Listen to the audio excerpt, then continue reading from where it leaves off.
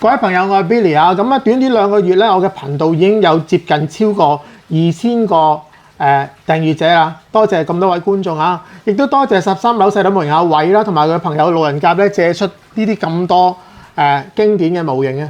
咁而家手頭上咧，為咗多答謝大家咧，就有2盒都係好經典嘅，而我都好想睇嘅1:12 4驅嘅平路車 Hero 寶嘅阿修羅最早期嘅版本，同埋咧經商嘅 Sparta 09油車，即刻開始啊！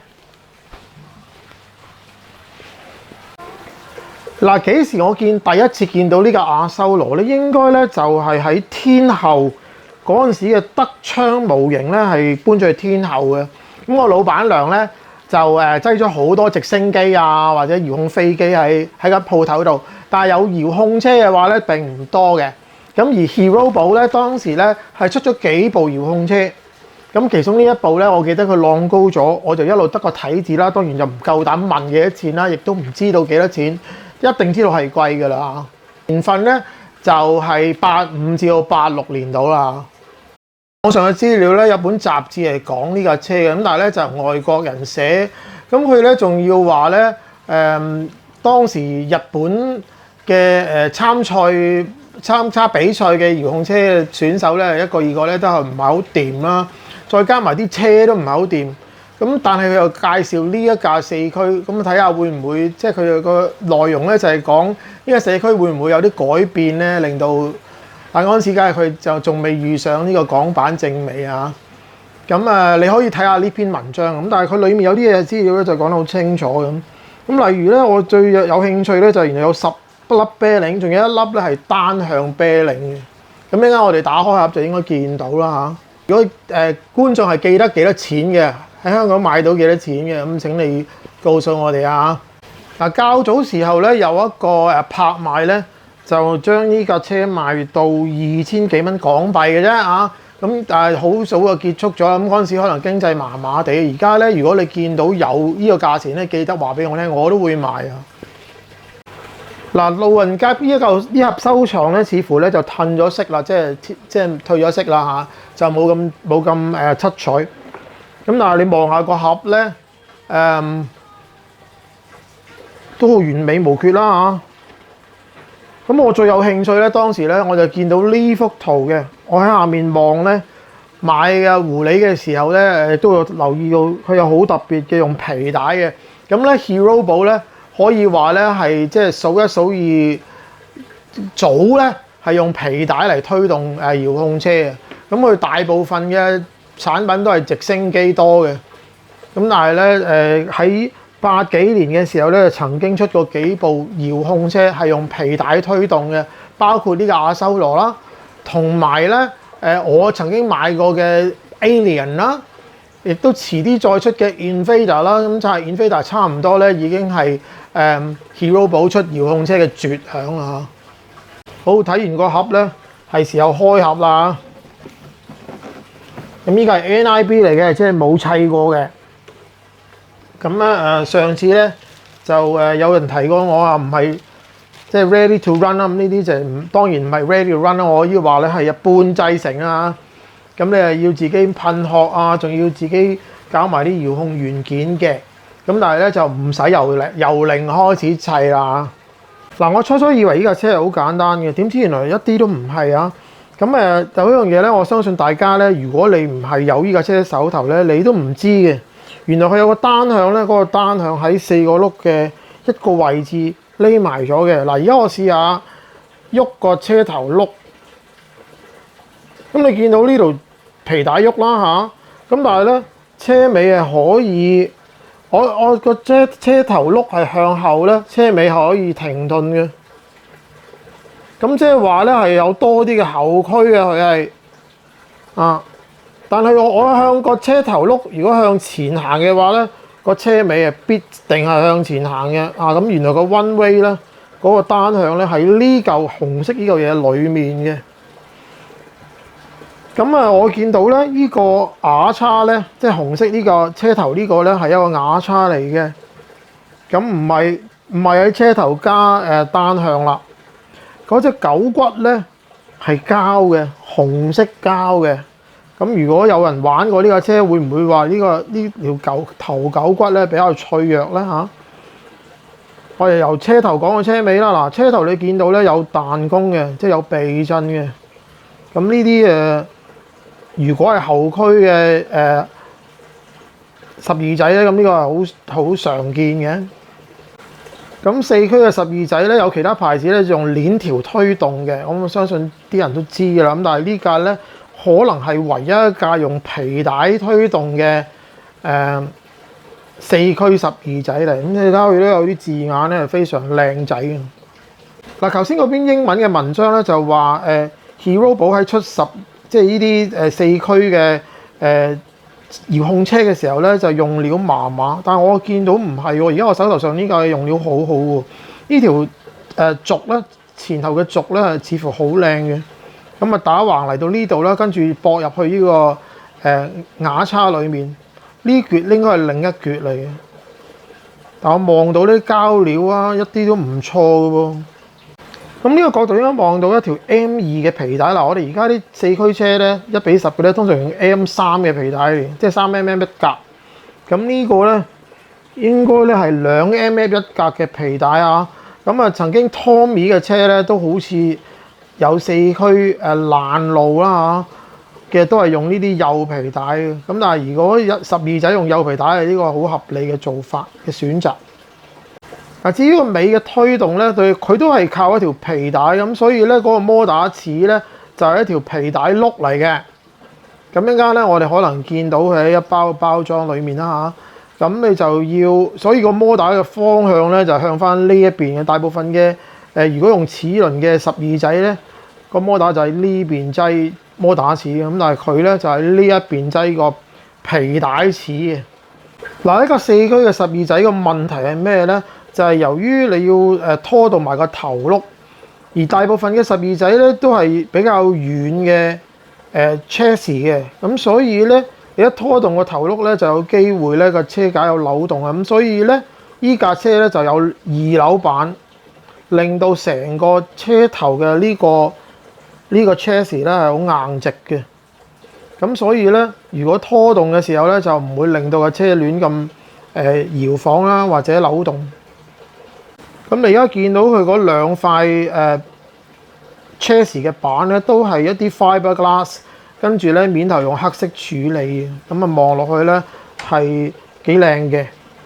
嗱，由於有兩塊車架板啦嚇，咁所以咧佢又有到好多支撐，咁呢個部分真係好硬，佢就要切割一啲罅，令到呢個尾呢個部分咧可以左右咁少少扭動。咁啊，差唔多係一個 roll bar 嘅設計嚟啦嚇。咁但係至於個後轆嘅懸掛上下咧，就唔係靠呢塊嘢嘅上下嘅，係有另一節膠咧。呢節膠咧係可以咁喐嘅。我希望大家見到呢個角度啊。原來上下咧係靠呢個關節呢一嚿 H 型嘅膠咧嘅關節咧去上下嘅。咁呢樣嘢咧，我唔知道你哋冇玩過呢架車嘅人咧，有冇諗過有啲咁嘅設計啊？咁啊，仲有一個彈弓啦。呢個彈弓當然係可以較長短咧，較個 ride height 啦。跟住咧，仲用兩支推桿咧綁實嗰個距離，令到咧個車嘅後面嗰啲部分咧唔會啲轆會轉彎。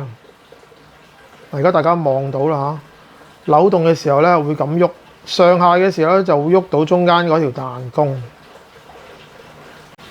咁你話呢啲設計今時今日嚟講係咪都算係好新穎咧？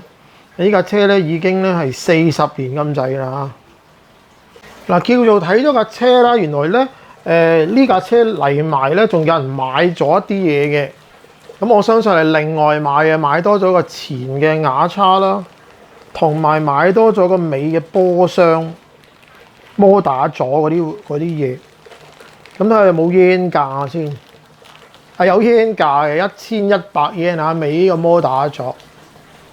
咁啊，而家嚟講1100 yen 係好少嘅事啦嚇，當時嚟講可能好貴啦。咁而呢包係幾多錢咧？500 yen 啫嚇。咁啊，我覺得呢個好合理嘅價錢啦。咁但係你要記住，我上網見過咧，類似呢啲嘢咧係有得賣嘅，有 eBay 嘅，即係散件咧，仲有啲人留低咗嚟出嚟買咧，當然係炒價啦。咁起碼都0.78嘅厚度啊！咁但係你睇佢個流線型好靚嘅。咁當時我相信有人中意呢啲殼嘅啊。咁唔知係抄邊一架車咧？如果有嘅話，即係知道嘅話，你話俾我聽啦。會唔會係萬事得嚟咧？盒裡面仲有一包零件，咁包括係啲乜咧？嗱，有2條索帶咧，就索住嚿電嘅。咁嗰陣85年、86年咧，應該都係7.2 W 嘅電，NICD 電啦。咁仲有一個比較細微嘅機變嘅。咁呢個機變咧，似乎係唔可以褪後啦，就淨係可以向前同埋迫力，因為似乎轉唔到極嘅。係啦，嗱，而家呢塊電極片咧，就淨係得一個極嘅啫，後面似乎係唔可以有第二個 switching 嘅，咁所以咧就係呢一橛係向前同埋中指啦，後面嗰係迫力，你睇下個長短都唔同啊！咁你嗰支控咧就要校過啊！咁如果唔係對稱嘅話咧，你可能真係焗住你用 KO 嗰啲控咧，可以有校到大細角嘅先可以做到呢樣嘢啦。嗱，樣下，我又睇到有個好珍貴嘅嘢，就係一個servo saver 一體成型嘅，直接駁落個 servo 度。咁裡面咧係有用一個 E-clip 咁嘅物體啦嚟做彈力嘅。原來咁樣嘅，就唔係用彈弓片嘅。咁所以我記得有一段時間咧，有啲白色嘅一體成型嘅 servo saver 咧，就唔使你砌嘅，有一個買翻嚟嗰個牌子叫 KP 嘅。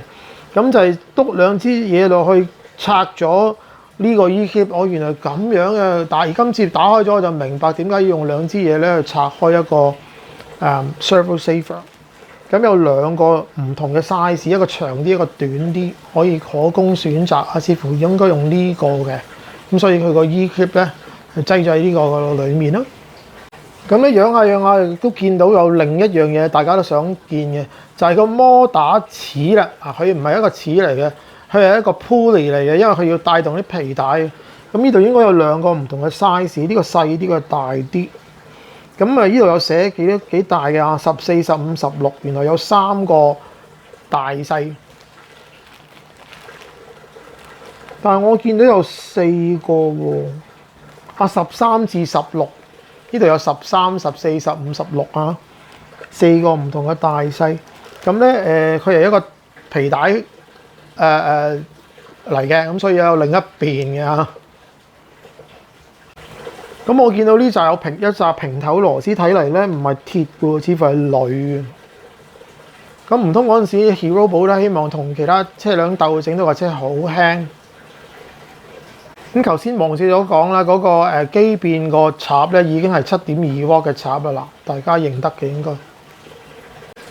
嗱，執翻好架車之後咧，仲同大家可以睇下份說明書啦，仲有一張好靚嘅貼紙啊！呢張貼紙似乎保存得好好嘅。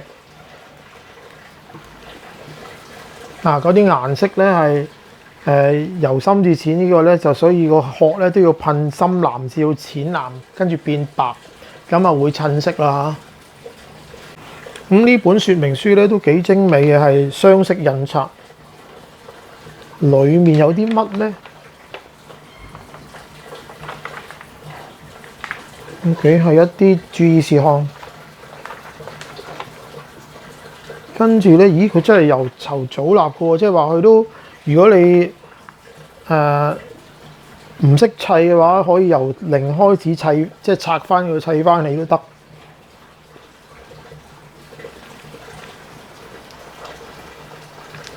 咁頭先嗰有2個銀色嘅物件咧，原來係愛嚟固定個機變嘅喺呢度。咁呢個銀色嘅物件話唔定都有少少散熱嘅作用咯。咁呢個機變嘅設計有啲似阿蘇士嗰啲好扁形嘅一個電座咯。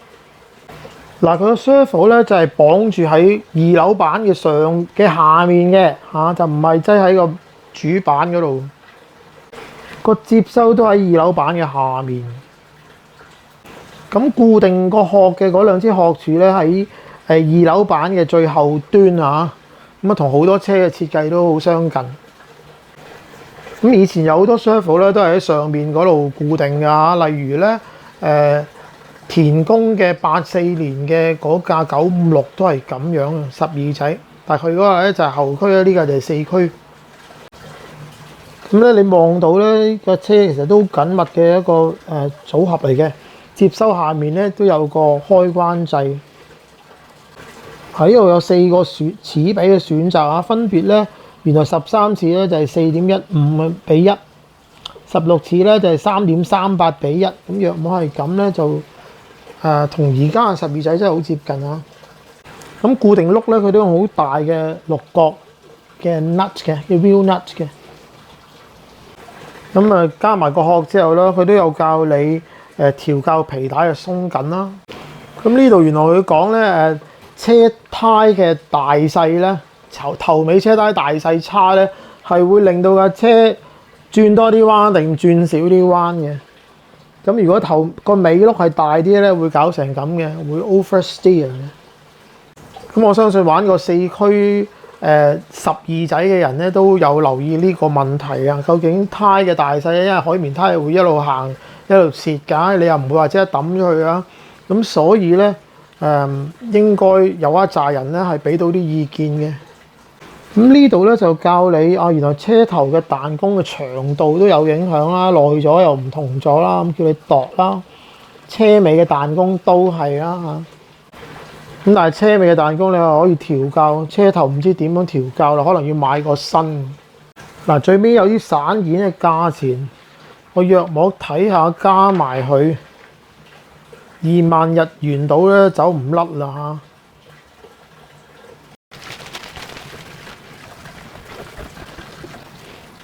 嗱，至於個經箱咧係07年嘅車嚟嘅，當時咧3萬幾日元，36000幾日元啊！咁而家當然係絕版啦嚇。嗱，佢最特別咧就係佢有一架油車，四驅嘅油車嚟嘅，咁所以咧，如果你見到有其他四驅12仔油車嘅話咧，你就話我聽啦嚇。咁咧，我搜尋個網咧，我都揾唔到現在有咩 bidding 啊，有啲歷史嘅佢又唔話俾你知啊價錢啦。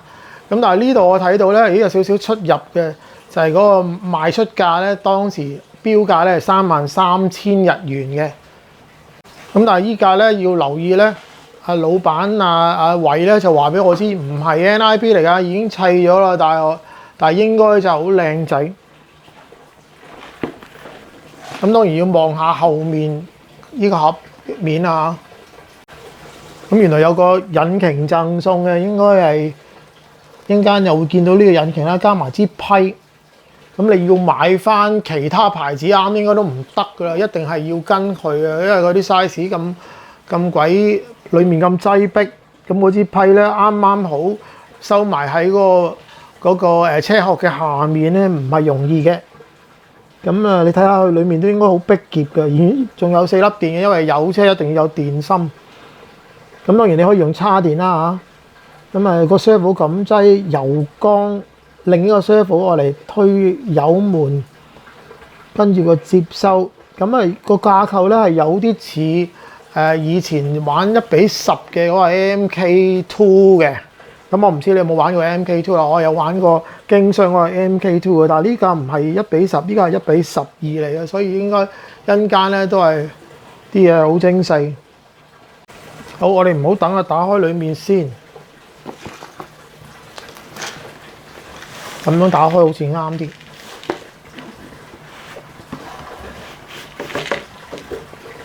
係啦。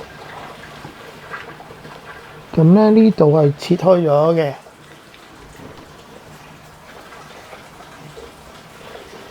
嗱，最特別嘅咧就係依架車咧，係我兩個好佩服嘅人砌起嘅。一個咧就係13樓阿偉啦另一個咧，呢個車殼咧，我唔知你認唔認得啦嚇，都係因為佢嘅車殼咧，搞到我係好有興趣去噴殼嘅。我係買咗去一啲殼啦，跟住自己嘅殼噴。呢位仁兄就係橡皮糖啊！如果你聽過佢呢個綽號嘅話咧，或者識得佢嘅話咧，呢個就係佢嘅作品嚟。嗱，13樓位咧就話係佢自己整嘅呢架車，咁但係咪整俾自己咧我就唔知啦。可能咧都係賣咗俾阿路人甲。咁但係個殼咧就係橡皮港整啦。你睇下嗱，哇！嗰陣時呢架車係07年出品啦。咁但係唔等於佢07年砌嘅，好似話咧都係好幾年前啦。但係嗰陣時噴一個車頭燈幾靚。咁個殼嘅花款咧就係跟港版正美某啲車嘅。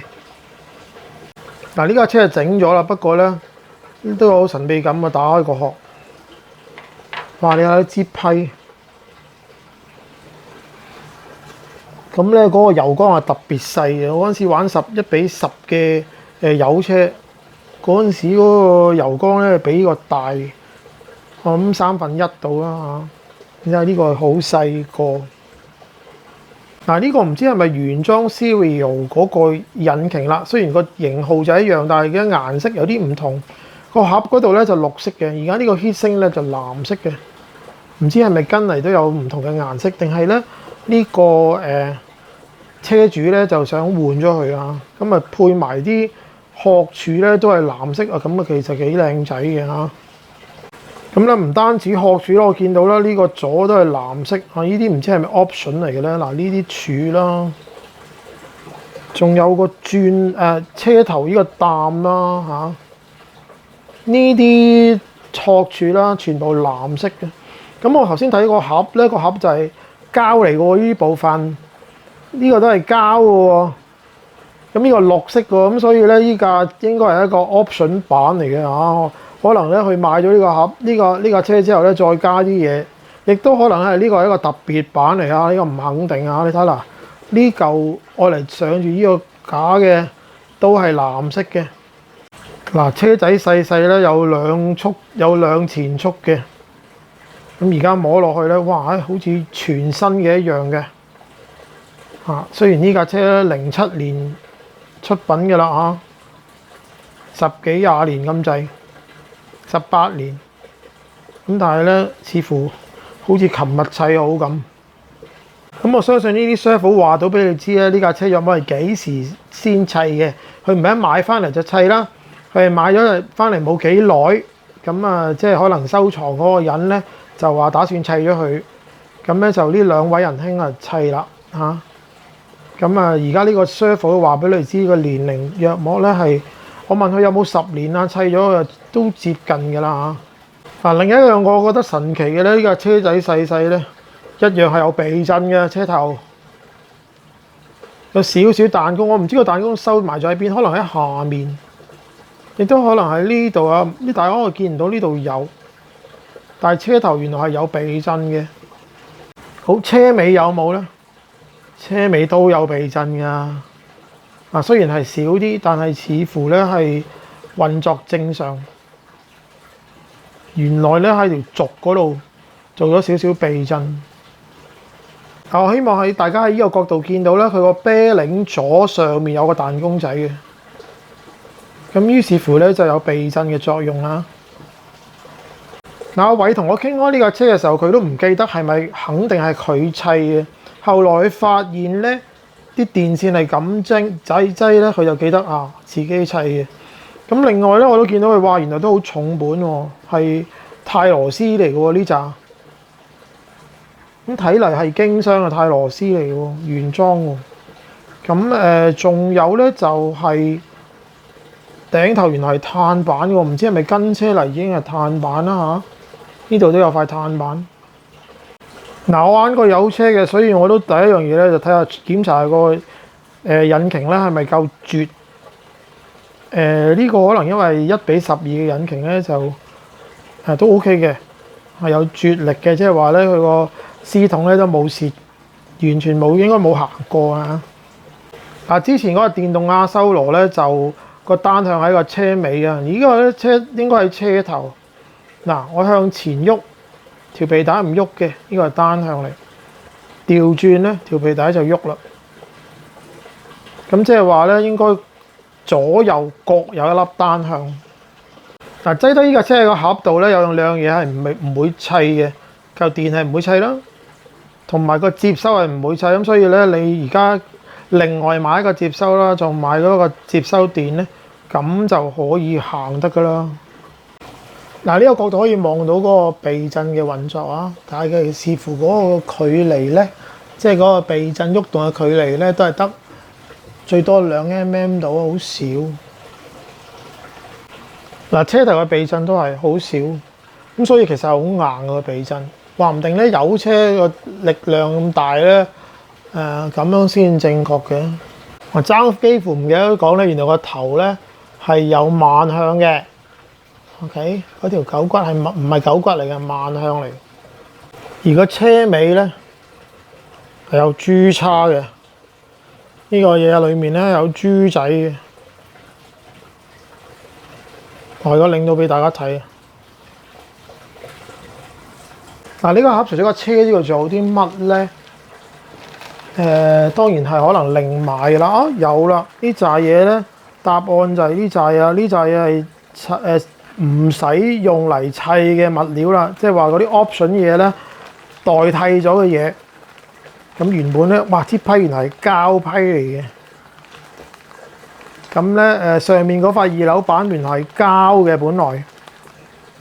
咁啊，由於咧代工揾啊13樓啊偉砌咧，咁又重本咧就換晒呢一度呢一紮嘢啦嚇。哇！我中意啊！你睇仲有幾多冇用到嘅物料咧？嗱，原本係俾鋁嘅狗骨㗎，咁即係嗱嗰兩條慢向咧，又係 option 嚟。咁咧路人甲聽講又好少放車嘅，咁但係佢揾咗13樓個位嚟砌呢架車，再加埋揾到橡皮黨嘅噴殼咧，搞到我都好中意。跟 Serial 嘅嗰個引擎咧，仲買咗一個齒嘅，呢個係輕齒，但係咧似乎唔啱用啊，因為而家兩前速嘅就唔係用呢個齒啩。仲有呢個 option 咧，我估計係喺裝喺呢個部分嘅，咁但係咧後來就發現冇打算裝，唔知點解。咧當然有說明書啦。仲有一本細嘅 catalog 啦，天線管啦，仲有啲厚厚地嘅海綿，愛嚟攝住啲嘢嘅。而說明書裡面當然夾住一張好靚嘅貼紙啦，有啲正紙啊，仲有噴殼嘅嗰啲遮殼紙嘅貼紙都有。嗱，咁樣估計咧，我相信呢架車咧就嚟到唔係咁多 option 嘅，係你呢個車主咧再額外買啦，跟住咧就有2位師傅級嘅人馬幫佢砌好，就變成我而家手頭上見到嘅呢架 full option 嘅 Spada 09啦。第一架咁靚咁特別嘅車真係愛不釋手啊！不過可惜我又要還翻俾個物主啊！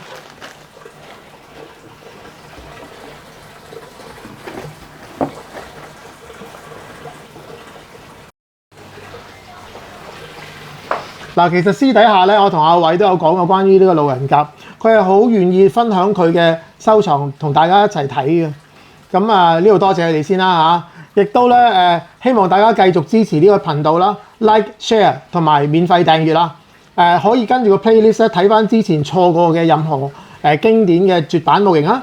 我哋仲有好多佢嘅收藏同大家一齊分享。再見各位。